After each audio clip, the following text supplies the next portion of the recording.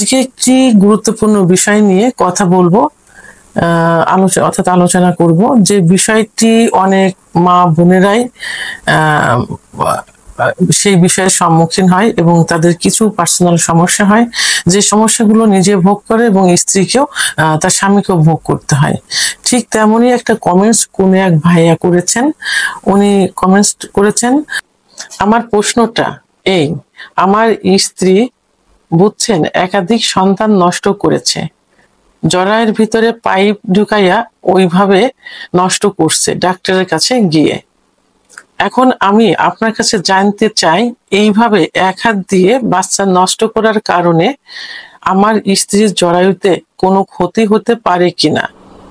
কমেন্টসটা এমন যে আপনার স্ত্রী একাধিকবার বাচ্চা নষ্ট করেছে এবং আপনার ধারণা যে হাত দিয়ে করেছে। তো এটা নষ্ট করার কারণে আপনার স্ত্রীর জরায়ুতে কোনো সমস্যা হবে কিনা, বাট আপনি বাচ্চা অ্যাবর্শন করার পরপরই তার সঙ্গে সহবাসে লিপ্ত হয়েছেন। তো প্রথমেই আসলে ভাই আমি বলবো যে আসলে বাচ্চা নষ্ট করার জন্য ওইভাবে হাত দিয়ে বাচ্চা টেনে বের করে না। বাচ্চা নষ্ট করার একটা সেট থাকে, সেই সেটের সঙ্গে কিছু পার্টস থাকে, কিছু জিনিস থাকে যেগুলো দিয়ে বাচ্চা অ্যাবর্শন করে। তবে এটা বলার আগে প্রথমে আমি বলবো, বাচ্চা অ্যাবর্শন করা কিন্তু জঘন্য অপরাধ এবং কবিরা গুনাহ। তো সেই ক্ষেত্রে আপনার স্ত্রীকে আপনি একাধিকবার বাচ্চা নষ্ট করিয়েছেন। তো এখন যে কিছু উপাদান থাকে, সেই উপাদান দিয়ে সেই যে পার্টস গুলো দিয়ে কিন্তু বাচ্চা অ্যাবর্শন করে। তো এখন এই যে একাধিকবার বাচ্চা নষ্ট করার কারণে এখানে একটা অংশ থাকে, একটা পার্টস থাকে, যে সেটা হলো বলছিলাম যেটা আটারির মতো। বলছিলামটা দিয়ে জরার ভিতরে দিয়ে জরার মুখে, কারণ বাচ্চা যখন পেটে আসে তখন কিন্তু জরার মুখটা বন্ধ হয়ে যায়, বন্ধ হয়ে মাসিক কিন্তু বন্ধ থাকে। তো এখন সেই যে ছেদটা থাকে, ছেটের ভিতরে বলছিলাম নামে একটা অংশ আছে, সেই বলছিলাম দিয়ে জরায়ুটা টেনে ভিতরে জরায়ুটা টেনে সামনে আনা হয়। সামনে এনে এখানে একটা ক্যানোলা থাকে, আর যেটা আপনি পাইপ বলছেন ক্যানোলা থাকে, এই ক্যানোলা একটা সিরিঞ্জের মতো থাকে, সিরিঞ্জের ভিতরে ঢুকিয়ে ভিতরে আস্তে আস্তে দিয়ে জরায়ুর মুখ খুলে দেওয়া হয়। খুলে দিয়ে সেটা আস্তে আস্তে টানতে থাকলে ওই ফর্সেপের সিরিঞ্জের ভিতরে ব্লাড আসতে থাকে জরায়ুর ভিতর থেকে। তো অনেক সময় ওইটা ওই ফর্সে যে সিরিঞ্জটা থাকে ওটা দিয়ে ঘন ঘন আপ ডাউন করা হয় এবং ক্যানোলা দিয়ে বারবার প্রেশার ক্রিয়েট করা হয়। এতে কি হতে পারে, এতে জরায়ুর ভিতরে ওই যে ওই ক্যানোলার কিন্তু আঘাত লেগে অনেক সময় জরায়ু কিন্তু ছিদ্রও হয়ে যায়, আবার ওখানে আঘাত লাগে, এতে ক্ষত হওয়ার কারণে এবং পরবর্তীতে দেখা যায় যে বড় ধরনের একটা সমস্যা হয়, সেখানে টিউমার মতো হয়, যেটাকে মাছ বলে, জরায়ুর ভিতরে থাকে একাধিক মাছ হতে পারে, টিউমার মতো হতে পারে। তা এরপরে ওর ভিতরে স্পঞ্জ থাকে, ভিতরের যে ময়লাগুলো থাকে, ছোট ছোট কিছু অংশ থাকে, সেই অংশগুলো স্পঞ্জ দিয়ে বাইরে বেরিয়ে করে আনা হয়। তো এটা হলো এইভাবে, এখানে হাত দিয়ে কোনো কিছু টেনে ধরে আনা হয় না।